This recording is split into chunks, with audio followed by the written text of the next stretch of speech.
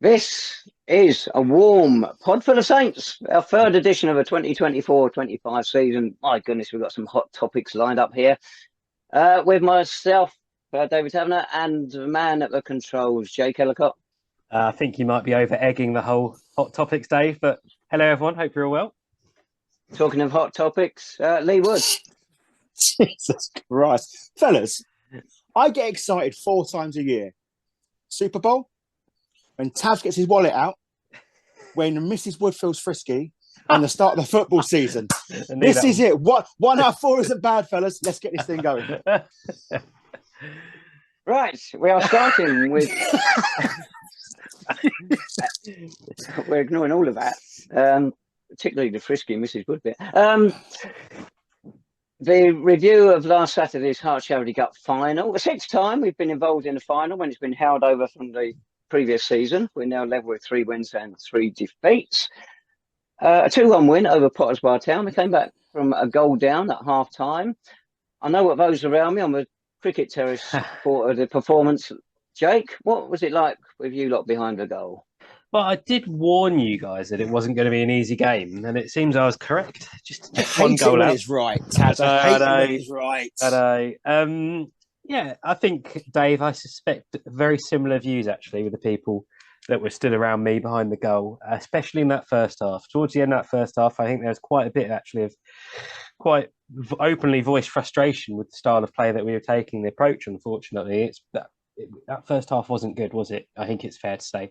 Second half, a bit better in places, but not a great performance all round. And I thought you saw that in David Noble's interview, actually, after the game. You know, he wasn't exactly excited or happy, was he? And I know he isn't always in his post-match interviews, but I thought he made it quite clear that he wasn't happy with the performance overall in as nice a way as he could.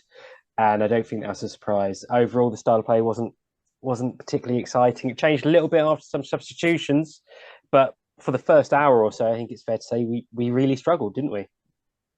Yeah, well, we were dreadful. We had a midweek game against Hayes at Bisham Abbey, and we played our passing game then, but we did it further up the pitch, and we did it faster, much snappier passing. One of the problems in that first half, we were just so lethargic. The passing was so, movement was slow, passing was slow. So you got players like David Longking and Joe Partington. They're decent players. When they can't pass to their teammates, because it's so slow and you've got no momentum, they pass straight to the opposition. Something's desperately wrong.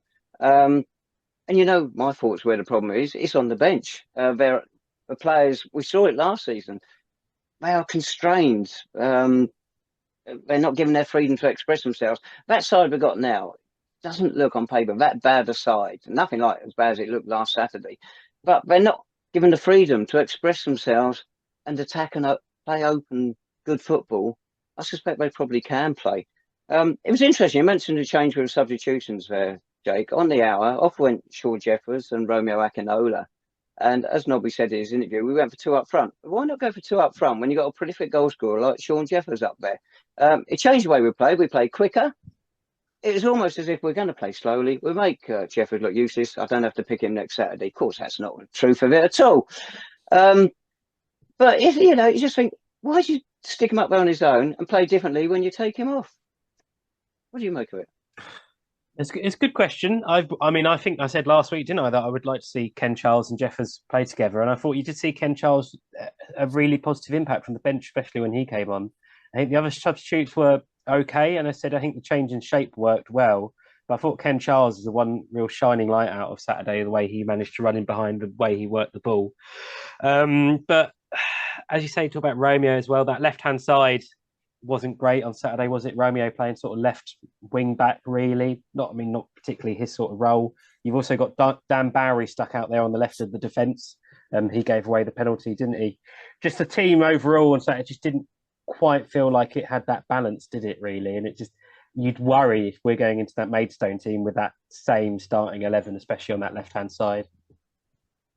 I haven't got that big a problem with a starting 11. It's just the football we played. Got to play with urgency. You've got to play, well, a bit more urgency than we showed on Saturday. When we come on to the Maidstone preview later, but I just felt we should have got at Potters Bar more, and it would have made us look a better side. Did our pressure at the end warrant the victory? Well, look at the 2 goals. One was a back pass from the halfway line by Jordan Watson, come on the sub, caught an hour earlier, and he thought Stormers need a hand. So he turned blind, he passed blind rather, straight to Ken Charles, and he went through, lucky rebound, gets a goal. And was a winning goal deep into injury time, a deflected shot. A crikey, those 2 goals didn't come from sustained pressure and Potter's Bar cracking. We got lucky. Yeah, I mean, their keeper made a couple of reasonable saves, and at that first half, even though we were poor, there's a couple of times where very similar stories to last season, actually. We got into good positions, we just didn't shoot, didn't do anything with the ball. There's a couple, particularly Gio Rosillo got into 1 or 2 positions, just didn't didn't do anything with it, really. I think it's fair to say. So, I mean, their keeper did make some good saves, so there were chances, but on the counterpoint, Michael Johnson had to make a couple of stops, a couple of saves. Potter's Bar actually looked quite dangerous on the transition in the counter-attacks, which was quite worrying. Again, knowing some of the teams we'll be coming up against in the first couple of weeks. So I think Saturday, it's great to win, great to get some silverware, but I think it certainly didn't answer a lot of questions that we had going into the game, that display. I think it asked a lot more than it answered. You're dead right, Jake. And Potter's Bar, they did have chances, just like Hayes had chances in the week. Luton's kids previous Saturday, they had chances, but it seemed to be a shortage of good goal scorers around at the moment, because all 3 of those sides should have punished us, really, and none of them did, fortunately. Ken Charles scored on his debut, 237th City player to score on his debut. Lee, working it alphabetically, can you work out who would be the 237th player? Not a clue. Well, you Not should a know. clue. It was great Uncle Ron Wood. There we go. There you go. Oh, Goodness me, what a legend. But getting back to your point, fellas, we won the game, right? Yeah. We've got a trophy in the cabinet. Yeah. Because it's, I mean, okay, I think we didn't give Potter's Bar as much respect as perhaps we should have done this time last week. And they come up for a fight. Tabs, would you have rather we ran out 10-0 winners and you probably learned nothing more than what you did if we'd sort of scraped through with a 2-1 win? I'd rather we run out 2-1 winners playing good football. Not that negative stuff we saw. And Jake's right. Nobby, he's almost agreeing with us. He didn't come to say it. He said the highlight was getting the trophy. And he wasn't happy with the performance. So we left a load on the training pitch, he said. He can't say it maybe as strongly as we can. No reason why he can't. But he did damn that performance in his own way. So does that not then? I know you talked earlier about it, the problem being on the bench. Does that not suggest he does want us to be playing a more attacking, exciting style? So it's interesting, isn't it? But I thought that was his post match was certainly one of the more, I think, passively negative ones we've had from him in his.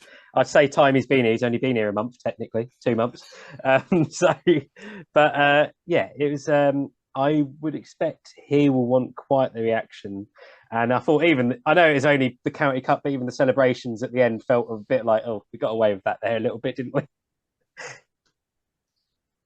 The post-match interview, sorry, Lee, but the post-match interview also put the point to Nobby, but that was Sam Meakes' first goal for the club. Of course it wasn't. It was his second goal. Oh. Sorry, you're about to say, Lee. Well, if only you were there, Tabs, to sort of correct these people. I mean, God forbid. But I mean, it's a good point though, because the thing is, you know, Meakes. I like Sam in so much that his endeavour sort of gets him into those positions. He's not probably, by his own account, the most gifted of players at our disposal, but what he perhaps lacks in quality, he certainly makes up for with just raw effort. And okay, fortuitous it may be. However, when the record books look back at it, it's going to show that we won a cup. So is it a good foundation to move into the new season? Probably not the best, but a win is a win. And okay, I would rather leave those sort of scrapes and those fortuitous wins in pre-season and look forward to perhaps a bit more convincing victories going into Saturday. Yeah, I agree. I mean, as bad as our performance was, and those around us as well, there's so many shouts of go forward every time we went back from a throw-in or we got wide, we go backwards. There's people around us who are far more cheerful than we are, and they were moaning about it.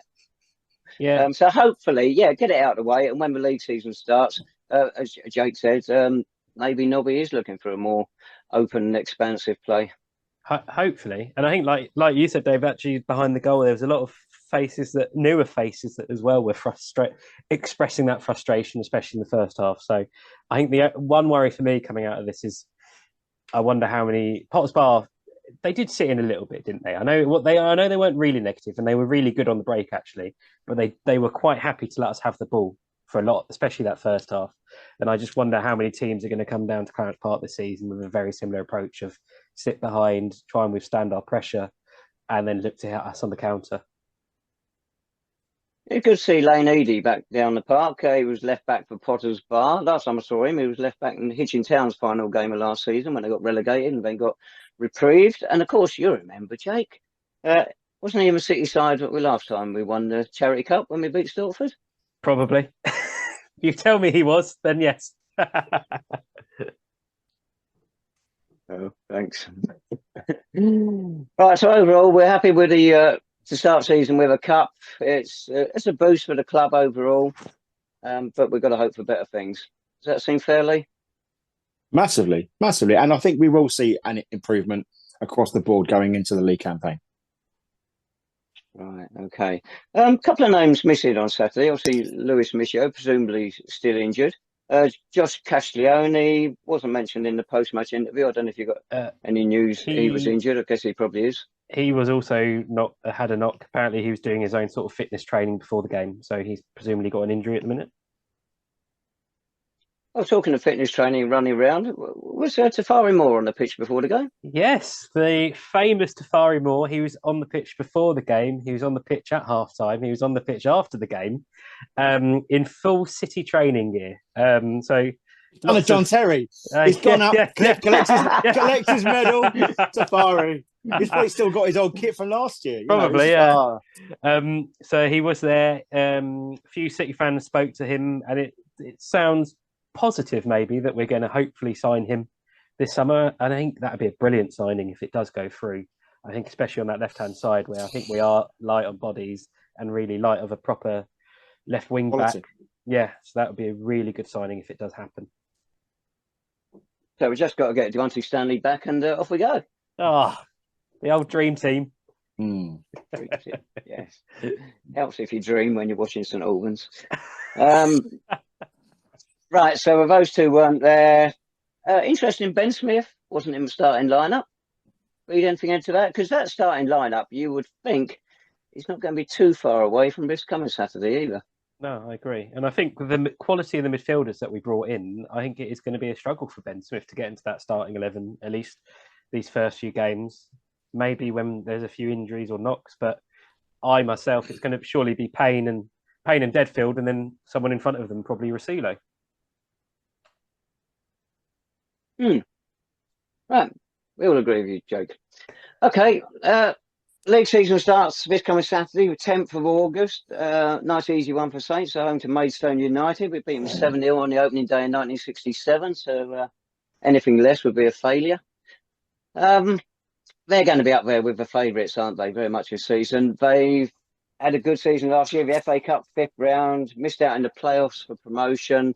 Pre-season, they played 7, won 6 of them.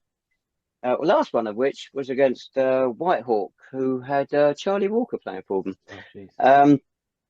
But they have lost their 2 top goal scorers, I think, from last season, if I remember rightly. Got it written down here somewhere.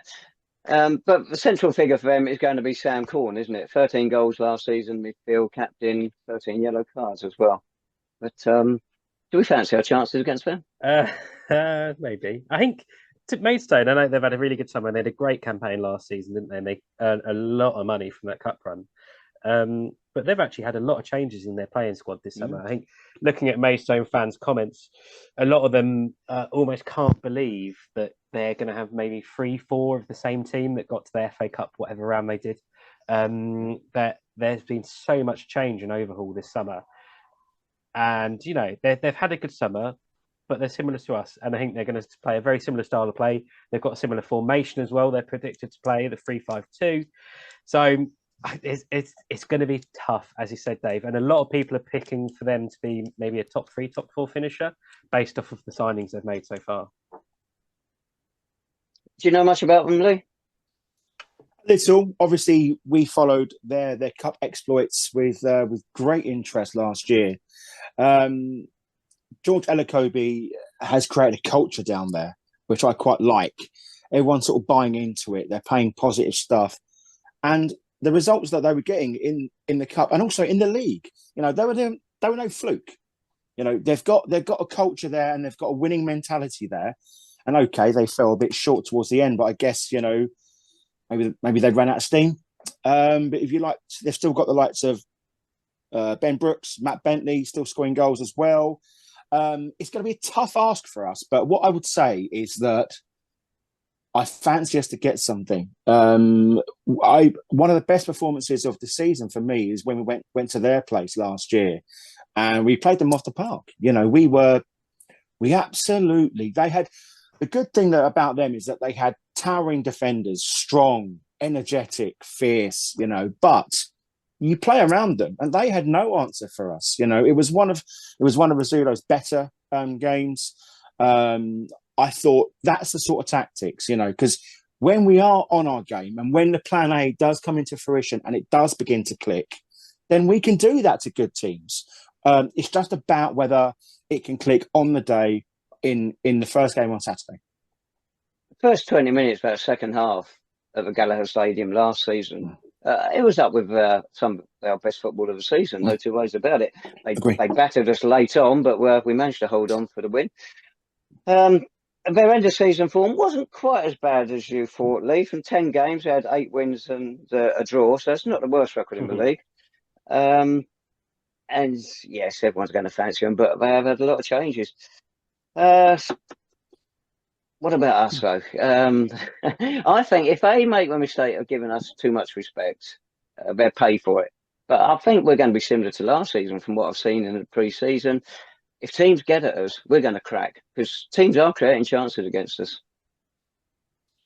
They are, but I believe we've got better players this time around. I don't think you can look at our recruitment and have anything but positive things to say. I think this time last year, that wasn't the same thing. I think no City fan with any great intent can say the club aren't invested in this season. They've recruited well, they've recruited good quality players. And okay, we've just got to get that system. We've got to make them all click. And that's David Noble's job. But as I say, the players are there, Tavs. You said yourself, we've recruited well. The players are there. And respect has got to be earned, mate. And new season, it's a fresh slate for everybody. So people like Sam Smith are going to find themselves, Ben Smith are going to find themselves out on the bench. Sean Jeffers may even find himself on the bench again. Charles has scored a few goals, but what I would say, scoring goals against Hayes and Yeading and Potters Bar Town isn't the same as scoring goals against the top teams that this league has to offer. So, yes, trepidation, of course, but positivity going into Saturday, I think. How do you think we'd play it, Jake? Do you think it'd be cagey? Most people would expect on the opening day of the season. Or do you think it could actually be quite entertaining? 2 games last season were quite open. Yeah, 2 games last season were quite good. Both teams played decent football, didn't they, that day? And I thought actually quite a few times last season when we came up against teams that played similar style of play to us, we actually enjoyed that because we had more space in the middle. And I think it could be similar again this week. My only fear would be that it is 2 teams that almost totally new starting 11s. That might be that little bit of anxiety, unsureness in amongst the players as to how to tackle this. I think, speaking of the midfield again, I think the key battle is going to be Sam Corn, like you said, Dave, and probably against Alfie Payne, isn't it? See how they face off, see who can take control of that middle third. But I have hope. And one of the exciting things about this game actually is because of the transfers this season that we've signed, because of the quality players we've signed, there's actually quite a lot of excitement as to up until 3 p.m. on Saturday. We actually don't know what's going to happen this season, but it looks like we're going to try and push for a top 7 finish, maybe, unlike we've had in previous summers. So that is a real bit of excitement. It may all be over by half time. We maybe 3-0 down. We might go thinking, oh, there's God, the Jacob we know and love. There we go. No, but there's that sense of going into the unknown this season, but in a good way, and in a way that we've not really had, particularly in recent years. Of course, we're guessing at the team for Saturday. And as you say, Safari Moore might come into the reckoning as well if he does sign for us or gives you a kick back, one or the other.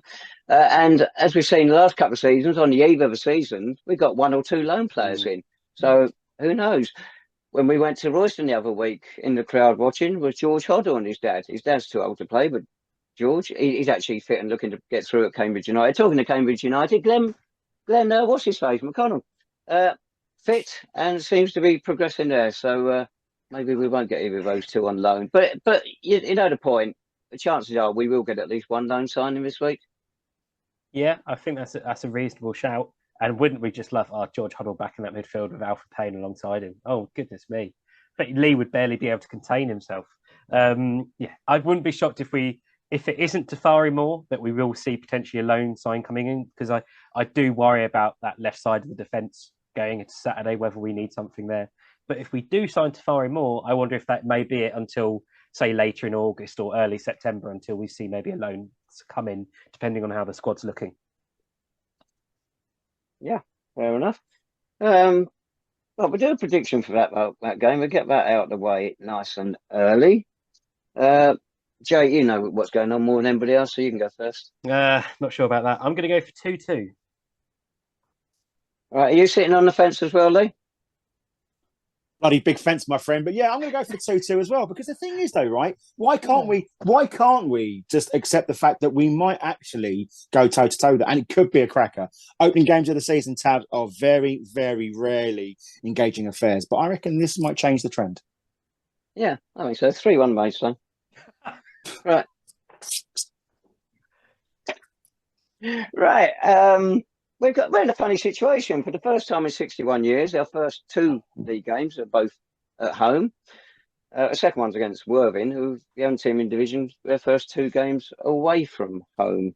Not that there's any significance in that, but just does seem a bit strange. Any idea why? I've not got any thoughts on it. What's happened there? Because it's the National League and they just do whatever they want.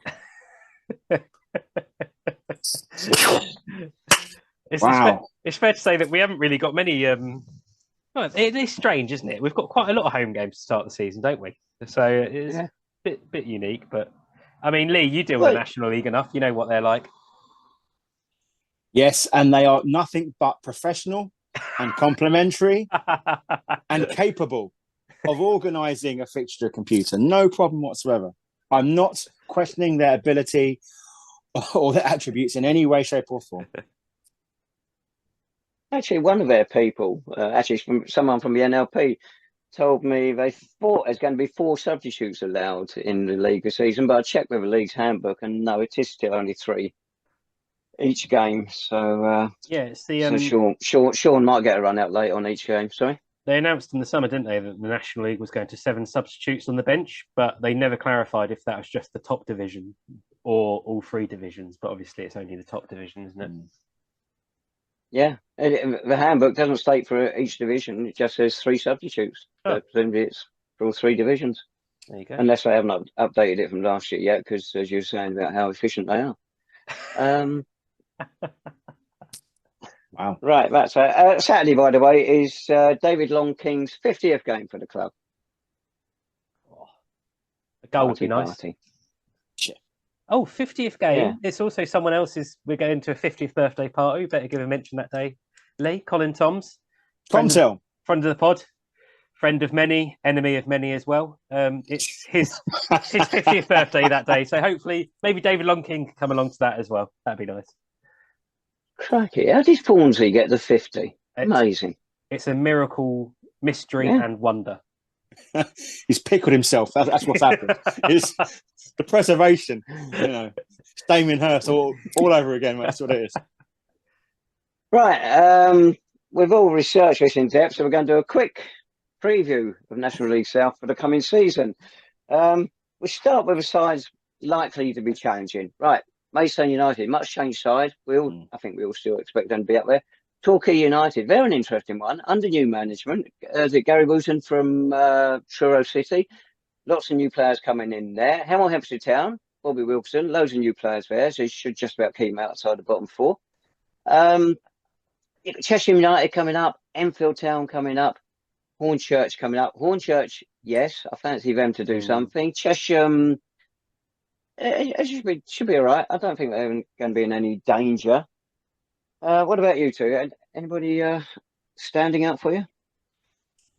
I think in terms of Chesham and Enfield, they've both lost their key strikers in the summer. So I think that's going to be a massive hit for them. Chesham, I probably could see a bit more of them getting results when it matters.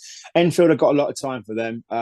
I know the chairman and the secretary really, really well, and they run their club the right way. And I'm so pleased for them to sort of see them at this level again. Usual contenders, though. I mean, Torquay, they're splashing the cash around, but as we can see by the likes of Dartford and Havant last year, money doesn't equate to points on the board. You'd imagine Chelmsford, God bless them, they're going to be there or thereabouts. Dorking, you can't see them not challenging. I think I saw a question on our Twitter feed that, has the league got stronger? I don't know whether it's got stronger. I think it's sort of like, I think it's evened itself out a bit. I can't see a one team running away with it like in previous sort of years. I think it's going to be exceptionally close. And I think we are going to have to rely on not having the injury capitulation we had last year. I think that's been massively key for us. I don't see any reason why we can't be up there challenging for playoffs, certainly. I don't see why not. I genuinely believe we have the players there. It's just that matter. We've talked about this, scoring goals, contributions from elsewhere across the pitch. That's going to be a key factor as well for us. Before you come in, Jake, Lee, you mentioned Enfield losing their top goal scorer, Marcus Wiley. He was actually recommended to us over a year ago, and we chose not to go and have a look at him. So what happens now? They've sold him to Gillingham. And I believe, so I'm told, now I don't know anything about this, but I'm told that our scout on Saturday was down the park instead of watching Maidstone United. Make of that what you will. Right, Jake, over to you. Wow, thanks for that, Go on, Jake. Jake. I think a lot of Lee's summaries there, those teams, I think it's fairly accurate. Chelmsford's an interesting one. They've just been bought, haven't they, by a new owner. He's got a new investment who's already talked about them being in the Football League in so many years, and we've heard that many clubs, haven't we? I've heard that before. Yeah, let's not talk about that.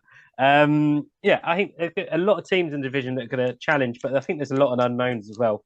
I think Wood, with the Oxford City manager, and Dorking are probably the two ones you're really thinking of, especially the Dorking manager, who everyone knows. He's got his own little YouTube series. He has quite openly come out and said they're going to have the best squad in the National League South, maybe the best squad the National League South's ever seen. So he's expecting to win the league. Chairman and the best manager. Yeah. Amazingly, all the same person.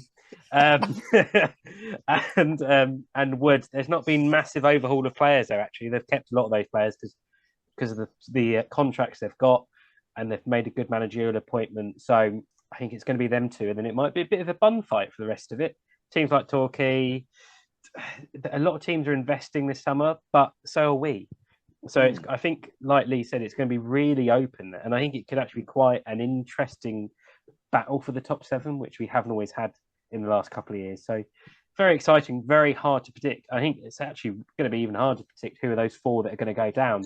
And to be honest, we would have got it totally wrong last season, wouldn't we? Because two of those four we probably thought would have been in the top seven.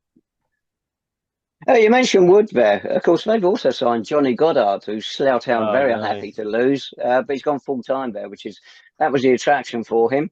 And he had a good season down at Albans Park, so it's a big blow for Slough, who also lost. Who was the guy?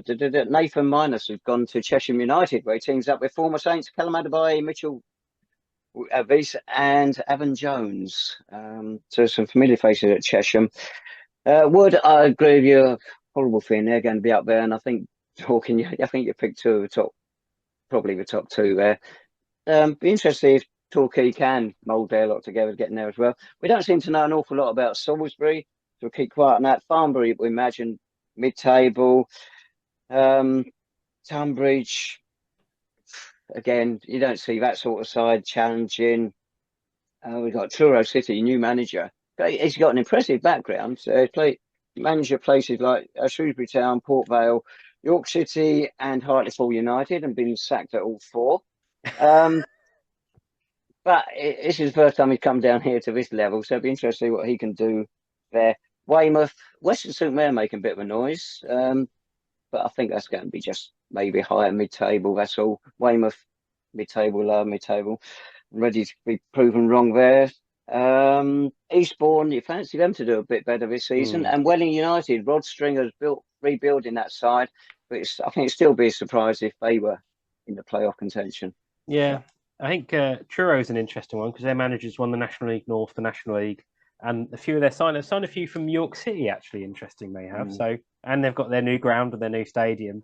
One that we haven't really mentioned, and actually probably a bit of an unknown at the minute, despite 2 really good campaigns previously, are Worthing.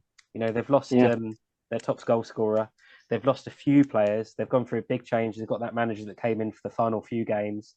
It's going to be really interesting to see how they get on. But when you look through the National League South table, and anyone that hasn't yet, I'd recommend doing it. Just look at these teams and you think about the players they've brought in and the investment there is. It's a very exciting league this year. I don't know if it's going to be any tougher, but it's going to be a real. I think we could see teams picking up results here, there, and everywhere. There is a lot of spending that's happened this summer. It's difficult to see Worthing matching achievements of the past 2 seasons, but hopefully they still play the same way, which is give away stupid goals and score a lot as well. But without Ollie Pearce, that's going to be a big blow for them. Exactly. There we go. Chippenham got nothing on them. Averley have signed former Saint Luke Allen and Nathan Carlisle. Oh right, yes, of course. And Alfie Williams, son of former City player Dean Williams, he's over at Hampton. Of course, Hampton had big plans last season, didn't they? Lots of investment. That all went at the end of last season. I think we were expecting them to struggle this season, so it's going to be interesting to see what does happen there. Is it Alan Julian now, manager? It is, yeah. His first managerial role. So he seemed like when he was appointed a bit of a, well, there's no one else he can really go for. So we'll see how that goes. So, and of course, someone else we've not mentioned or a club we've not mentioned is Bath, our old friends down there.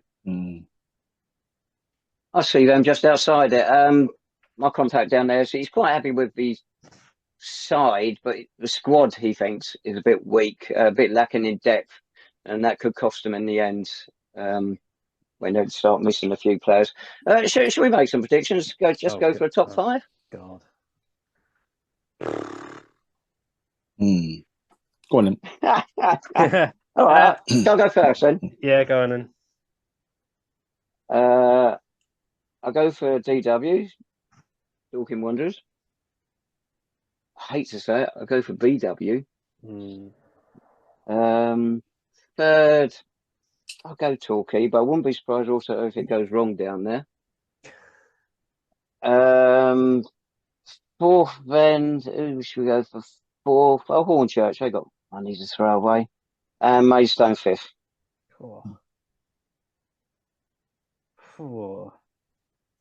It's hard, this. I've got the same. I've got Dorking, Wood, Chelmsford, Maidstone and Torquay. A lot of money there. But again, we've seen teams like this capitulate over the course of the season. Yeah. And I think the one thing that I will say is that I can absolutely see us in the mix. It's just the longevity of our season and how we can keep those key players fit. Yes, we've got a fantastic midfield, but it's keeping them fit. You know, what happened last year? Banton fell at the first hurdle, but we lost Hoddle, and then it just seemed to fall away after that. Good quality players make us tick, and I think we've got a few more of those rocking around the place now. Come on, Jay, you've managed to hide so far. Let's have your top 5. I think we're going to go for the same top 2 as well. I think it'll probably be Dorking, Wood in that order, sadly. Third, and I'm going to go a bit different here, Eastbourne. They've got a good manager. They've got investment down there. Again, it's just whether it goes wrong. Maidstone 4th. And then I'm going to put us 5th because someone's got to back us. But the key to that is we've actually got to get a good first few months of the season. I think last season, that's why it all really fell apart in the end. I know we had a poor finish, but that first 3-4 months of the season, it really was sort of like crisis to crisis, wasn't it? With players, injuries, all the problems we had, getting knocked out of the cups. If we can actually get a reasonable start to the new campaign and put ourselves in a healthy position, say come November, December, then it might all be to play for. Oh, so falling away had nothing to do with the manager walking out. What do you mean, Dave? Where did he go? I thought he's been here throughout. Just went on holiday for 10 weeks, didn't he, when he came back? To Northwest London. Yeah, that's lovely. Yeah. Talking about, actually, there was a message underneath the podcast last week from Jeffrey Barmer. Now, I don't know him. Do you two know him? No. Right, well, he calls me Tab, so I call him Bar. I call him Bar. It said, I don't understand why Tabs acts like this style of play doesn't produce goals and isn't attacking. Well, it certainly isn't attacking. No stretch of imagination's the attacking. Last season, we scored the 4th most goals in the league, and the season before 7th, where we barely scored before Nobby took over, which is fair enough. Take those points on board, can't argue with them. But if you're going to use statistics, look at Nobby's record over a longer period. Old type people. We've had 16 managers been around long enough for their team to score 100 league goals. Now, on that list, Nobby comes 13th, and the 2 of the 3 below him, they were in charge at a time when the club had no money. We're just grateful to get teams out there. So that's hardly a ringing endorsement. And the goals we scored last season per game at the time he left the club would have been overall 59th. Would come 59th in our season by season goal scoring accounts. So, yeah, on recent scoring football as it is nowadays, we probably have stood up quite well last couple of seasons, but overall, no, the goal scoring doesn't stack up well. Please don't let that put you off emailing us and contacting us. It's really good. If you'd like to do so, without the threat of retribution from Mr. D. Tavener, Jacob's going to give you all the information you need right now. At a Podful of Saints email and Twitter. God. Let's change the topic very quickly. You two, where do you think we'll finish this season? League position. I've gone for 5th, obviously. So, right, you've gone 5th. Lee, you've not seen much of us yet this season. But so you're going by the signings that we've made. So your opinion is going to be probably different to mine. So I'll let you go first. Okay, so I've been to 4 games, all at home, and 3 games, sorry. And the thing is, I like us. I think we've got potential, which I think at the start of the season is what you need. We've got good players. Balance needs to be there. I'm seriously invested in the fact that we're going to be in the playoffs, or challenging for the playoffs. I don't see a situation where we fall away again. We've just got too much. And I'm hoping that given the fact that Meakes and David Noble are at the helm again, they need to learn from their previous mistakes. But don't forget, it was only 2 years ago that Nobby got us into the playoff final. So, you know, the ambition is there. The club have put their money where their mouth is now. Fans are there. I like us, Tabs. I honestly do. So where in the top 7 are you going to put us? I'll tell you what, I'm gonna put us 6th. Okay. Now from what I've seen, I've only been impressed by one half of the game, which is so disappointing. You don't go to games wanting to be disappointed every time. You want to see good things, and we haven't seen it so far. So what do we have last season? 11th? Let's make it 11th 2 years running. Jesus. And hopefully I'm wrong. We genuinely though, right, on the back of that, Can I challenge you on that? Of course you can. You don't see us challenging for a promotion this year, given the players we've got, a really established goalkeeper, probably a couple of the best midfielders in the division, arguably, a 30-goal a season striker, the likes of Rizzulo, Banton, Smith, Deadfield, James. You don't see us challenging at all with a squad like that. Lee, I went for a 5-0 win last week. I'm quite happy for my predictions to be wrong. Fair play. Fair play. Oh, dear. Before we leave, Sam Meakes is signed, apparently, according to the club, even though I thought he had already. So there you go. So he's signed. And will Sean Jeffers start on Saturday? Yes or no? Let's start this game nice and early. Oh, yeah, absolutely. Yeah, I think so. So Ken Charles on the bench, or will Nobby be so impressed with 2 up front of the second half last week? Go for it again.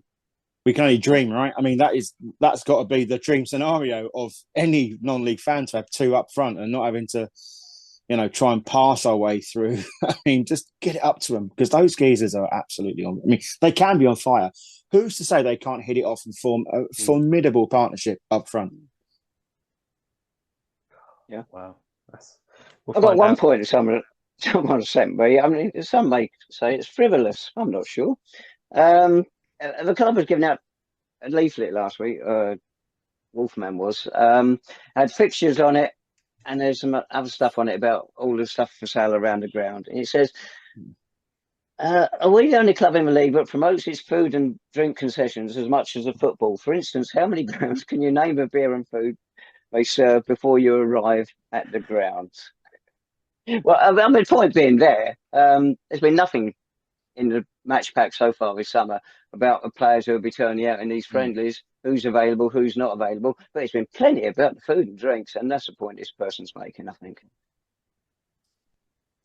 Yes, I think this is very delicate ground. I wouldn't disagree with that. I can see that there should be some focus on it to a degree, but I would like to know who's playing and who's available with us, because I think that the player news, even for a pre-season period, has been sorely lacking. And it's borderline embarrassing, because ultimately, yes, there are going to be quite a lot of people who come down to Clarence Park because of the concessions that are on offer. But I would say as well, there's a lot of people who still come down to Clarence Park wanting to know who's playing for their side. And I think the club have got to get that balance, and they've not done that just yet. But I can appreciate why they're doing it. Marvellous. Oh, right. Are we done? I think so, just about. People are suffering. Oh, you Saints. Yeah. I'm all excited. Well, thank you as always for joining us. We will speak to you again next week after the Saints surely pick up a confident 3 points against Maidstone and go top of the league. Right, thanks very much, everyone. Bye-bye. Go.